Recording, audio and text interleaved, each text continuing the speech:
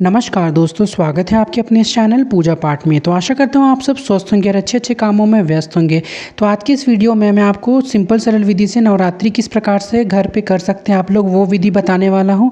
तो आपको सबसे पहले एक पटा चाहिए। तो आप देख सकते हैं मैं पटा में हल्दी और पानी से लीप ले रहा हूँ यहाँ पे। बहुत लोग गोबर भी नीपते हैं आजकल, लेकिन बहुत लोग आजकल नहीं नीपना चाहते गोबर से, क्योंकि आप देख सकते हैं जो भी आजकल सब बिल्डिंग वाले घर हो गए हैं, जो पक्के वाले घर अब नहीं हो गए हैं, जो मिट्टी के जो स्पर्श वाले घर होते हैं वो आजकल नहीं है। तो आप इस प्रकार से यहाँ हल्दी का जो पानी होता है उससे अच्छे से लीप सकते हैं, इसमें कोई भी प्रॉब्लम नहीं है। और अगर आपके पास व्यवस्था है तो आप ज़रूर गोबर से भी नीप सकते हैं अपने घर को, उससे ज़्यादा शुभ कुछ हो ही नहीं सकता है। तो इस प्रकार से हम चौका के ऊपर लीपने के बाद फिर आप लाल रंग का जो भी शालू वस्त्र होता है आप उसे अच्छे से बिछा लीजिएगा। अगर आपके पास शालू कपड़ा नहीं है, ये तो ईजिली मिल ही जाएगा, लेकिन अगर आपके पास नहीं हो तो आप कोई सी भी चुन्नी बिछा सकते हैं। यहाँ पे लाल पीली कोई सी भी चुन्नी बिछा सकते हैं, लेकिन दुर्गा माँ का पूजा में आपको लाल रंग का विशेष महत्व का माना जाता है ना। तो उसके बाद फिर हम माता को विराजमान करने के लिए आप देख सकते हैं मैं यहाँ पे चावलों का आसन दे रहा हूँ। साथ ही साथ हमें यहाँ पे देवी माँ का जो तस्वीर है उसे हम विराजमान कर देंगे अच्छे से। अगर आपके पास देवी माँ का तस्वीर ना हुआ तो आप मूर्ति भी आप ले सकते हैं। अगर आपके घर में मार्बल की मूर्ति हो तो आप वो भी ले सकते हैं, नहीं तो आप माता की तस्वीर भी ले सकते हैं। उसके बाद फिर हम गणपति जी को भी यहाँ पे अच्छे से विराजमान कर देंगे भाव से, क्योंकि गणपति जी प्रथम पूजनीय हमारे होते हैं। गणपति जी को विराजमान करने के बाद फिर अब हम पूजा स्टार्ट करेंगे अपना। तो सर्वप्रथम हमें दीपक को प्रज्वलित करना है, तो उसके लिए मैंने एक चावलों का आसन दे दिया है। उसके बाद फिर हमें यहाँ पे दीपक को विराजमान कर देना है अच्छे से। तो फिर माँ भगवती का नाम लेते हुए हमें दीपक को प्रज्वलित कर लेना है। जय माँ दुर्गा, जय माँ दुर्गा, जय माँ दुर्गा। इस प्रकार से आप अपने मन में माँ दुर्गा का सदैव ध्यान धरते रहिएगा। तो हमने दीपक यहाँ पे विराजमान कर लिया है। दीपक विराजमान करने के बाद फिर अब हमें चावलों का आसन दे देना है अपना घट स्थापना करने के लिए। तो दोस्तों आप देख सकते हैं मैं यहाँ पे घट में 1 रुपये का सिक्का, हल्दी का घाट, सारा चीज़ आपको मैं पहले से ही बता चुका हूँ।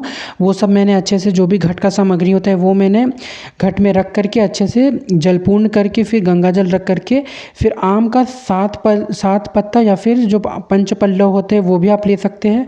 उसके बाद फिर एक थाली में चावलों का आसन रख करके फिर हमें यहाँ इसके ऊपर से अच्छे से यहाँ पे जो होता है आपका नारियल वाला, जो पानी वाला नारियल होता है, आप उसे विराजमान कर सकते हैं 9 दिनों के लिए। तो इस बात का आपको विशेष कर से ध्यान रखना है। आप अच्छे से यहाँ पे चुन्नी लपेट करके नारियल को विराजमान कर दीजिएगा।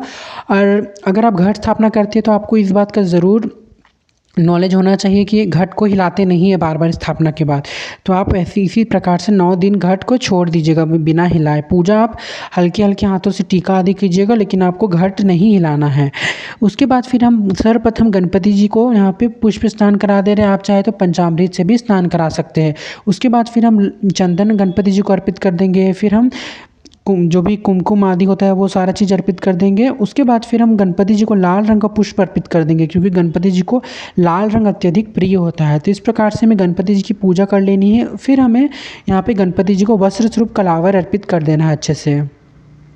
वस्त्र स्वरूप कलावर अर्पित करने के बाद अब हमने गणपति जी का अपना पूजा कर चुका है। हम सब ने गणपति जी का पूजा होने के बाद अब हम माँ भगवती की पूजा करेंगे। तो आप देख सकते हैं सर्वप्रथम मैं यहाँ पे माँ को पुष्प स्नान करा दे रहा हूँ हल्के हल्के हाथों से। अगर आपके पास विग्रह है माँ का अष्ट धातु या फिर मार्बल आदि का माँ का विग्रह है तो आप उन्हें अच्छे से पंचामृत से इस दिन स्नान कराएं और नए नए पोशाक ज़रूर अर्पित करें। उसके बाद फिर आप देख सकते हैं मैंने यहाँ पे माँ के लिए चुन्नी लेकर के आया हूँ मैं। तो अच्छे से बिल्कुल हल्के हाथों से माँ को यहाँ पे मैं चुन्नी चढ़ा दे रहा हूँ। तो आप लाल रंग का चुन्नी ज़रूर लेकर करके आए, क्योंकि माता को लाल रंग अत्यधिक प्रिय है। इस बात का आपको ध्यान रखना है। तो अच्छे से आप लाल रंग की चुन्नी माता के लिए अवश्य लेकर के आए। तो इस प्रकार से मैंने यहाँ पे माँ को लाल लाल चुन्नी उड़ा दिया हुआ है। आप चाहे तो इस दिन माँ को साड़ी भी भेंट कर सकते हैं अच्छे से। माता को चुन्नी उड़ाने के बाद आजकल बहुत सारे मार्केट में ऐसे मोती के जो माला होते हैं वो बिकते हैं। तो आप नवरात्रि में, हमें तो हर नवरात्रि में चेंज कर देता हूँ ये माला। माता के लिए अलग अलग न्यू माला लेकर के आता हूँ मैं, क्योंकि माता को ये बहुत प्रिय लगता है, अच्छा लगता है देखने में। क्योंकि जो भी हमारा नेचुरल जो फूल होता है ओरिजिनल जो हम बाज़ार से लेकर के आते हैं वो थोड़ा सूख भी जाता है, लेकिन ये हमेशा सालों साल चलते रहता है ये माला। तो इस प्रकार से मैंने मैया को सजा दिया हुआ है। उसके बाद आप देख सकते हैं मैं यहाँ पे माँ को हल्के हाथों में इत्र लेकर के माता को इत्र की सेवा कर देंगे, क्योंकि माँ को इत्र अत्यधिक प्रिय है। देखिए आप कोई सा भी इत्र ले सकते हैं, गुलाब, मोगरा, किसी का भी इत्र ले सकते हैं आप अच्छे से। मेरा इत्र चंदन का इत्र है मेरे पास, तो मैं माँ को चंदन का इत्र का सेवा कर दे रहा हूँ। इत्र की सेवा करने के बाद अब हम माँ को लाल चंदन जो होता है उसका टीका लगा देंगे। तो देखिए लाल चंदन और सिंदूर में बहुत अंतर होता है। लाल चंदन दूसरा होता है और सिंदूर दूसरा होता है। तो मैं यहाँ माँ को लाल चंदन का टीका अच्छे से लगा दे रहा हूँ। माँ के अस्त्र शस्त्र, गदा, चक्र सभी में मैं अच्छी तरह से माँ के टीका लगा दे रहा हूँ। माँ के पुष्प में, माँ के कमल में, जो भी माँ के जितना भी माँ का अस्त्र शस्त्र है सभी में हमें अच्छे से टीका लगा देना है। नौ दुर्गा माँ का स्वरूप में टीका लगा देंगे। उसके बाद फिर जो माँ का जो वाहन है उन्हें भी हम अच्छे से टीका लगा देंगे। साथ ही साथ हल्के हाथों से हमें घट को भी अच्छे से टीका लगा देना है। इस बात का आपको विशेष तौर से ध्यान रखना है कि आपको घट को हिलाना नहीं है।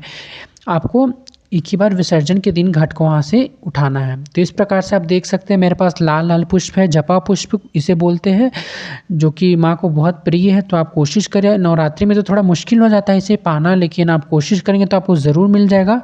और बहुत ऐसे जगह में तो ये मार्केट में भी मिलते हैं, मगर हमारे यहाँ थोड़ा प्रॉब्लम होता है, मार्केट पे तो ये फूल मिलते नहीं हैं क्योंकि ये फूल जल्दी सूख जाते हैं। तो इस प्रकार से हमें मैया को अच्छे से सजा देना है। साथ ही हमें घट के पास भी फूल अर्पित करना है क्योंकि वो माँ का नौ स्वरूप है घट। तो इस प्रकार से हमें अच्छी तरह से माँ को पुष्प से सजा देना है। अगर आपके पास अड़हुल का फूल ना मिले तो आप कोई से भी पुष्प ले सकते हैं। पुष्प अर्पित करने के बाद फिर अब हम माँ को वस्त्र स्वरूप कलावर अर्पित करेंगे। तो आप देख सकते हैं मौली के रूप में मैं यहाँ मैया को वस्त्र स्वरूप कलावर अर्पित कर रहा हूँ। आपको भी अच्छी तरह से वस्त्र स्वरूप कलावर अर्पित करना है। अगर आपके पास विग्रह है तो माँ को आप अच्छे से नई लहंगा पहना दें। फिर माँ का सबसे प्रिय वस्तु होता है जो कि माँ का श्रृंगार होता है। तो इस प्रकार से आलता, सिंदूर, ऐना जो भी होता है माँ को सब अर्पित कर दे रहा हूँ मैं यहाँ पे। इस प्रकार से कंघी और जो आलता होता है वो सारा चीज़ मैं यहाँ पे अर्पित कर दे रहा हूँ। चूड़ी माँ को अर्पित करने के बाद फिर मैं अच्छे से माँ को यहाँ पे भोग लगा दे रहा हूँ। तो आप कोई सी भी ऋतुफल 9 दिन भोग लगा सकते हैं मैया को। और बताशा, लौंग बताशा का विशेष महत्व होता है, तो वो तो आपको प्रतिदिन भोग लगाना है। खैर अभी मैं नहीं लगा रहा हूँ, लेकिन आपको इस पहले से ही स्टोर कर लेना है नवरात्रि के लिए। भोग लगाने के बाद फिर हम मैया को अच्छे से यहाँ पे धूप दिखा देंगे। तो सर्वप्रथम हम गणपति जी को यहाँ पे धूप दिखा देंगे। ओम गण गणपति नमो नमः, जय गणपति बप्पा मोरिया, जय मंगल मूर्ति मोरिया। उसके बाद फिर हम देवी माँ को यहाँ पे अच्छे से धूप दिखा देंगे। नौ दुर्गा का मन में आवाहन करते हुए हम माता को अच्छे से यहाँ पे धूप दिखा देंगे। साथ ही साथ हमने जो घट स्थापना किया है उन्हें भी हम अच्छे से धूप दिखा देंगे। अच्छे से हमने धूप दिखा लिया, मैया को हम प्रणाम कर लेंगे। उसके बाद फिर हम अपने धूप को रख देंगे। अब धूप हमने दिखा लिया हुआ है, अब हमें करनी है आरती। तो सर्वप्रथम हमें गणपति जी की आरती करनी है।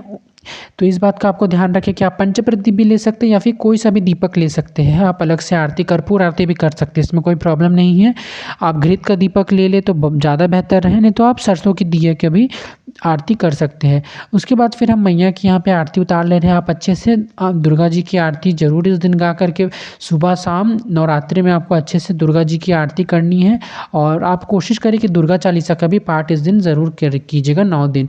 उसके बाद फिर हम वरुण कलश की भी आरती उतार लेंगे। अच्छे से हमने आरती उतार लिया है। उसके बाद फिर आरती उतारने के बाद फिर हम मैया को यहाँ पे अच्छे से यहाँ पे माँ को आरती दिखा देंगे कि हे मैया, जो भी भूल चूक हो गया हो उसके लिए हमें क्षमादान कर दीजिएगा।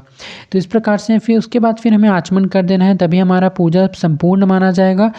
तो अब हमने यहाँ पे मैया का पूजा कर लिया हुआ है। और जो भी मैया से हमें माफ़ी मांग लेने की है, मैया जो भी हमारे पूजा पाठ में जो भी मंत्र उच्चारण किसी में भी हमने गलती किया उसके लिए अपना बालक, हम सब आपके बालक हैं मैया, हमें क्षमादान कर दीजिएगा। तो इसी प्रकार से ये नवरात्रि का पूजा वीडियो है और आप देख सकते हैं यही सब सामग्री लगने वाली है पूजन में।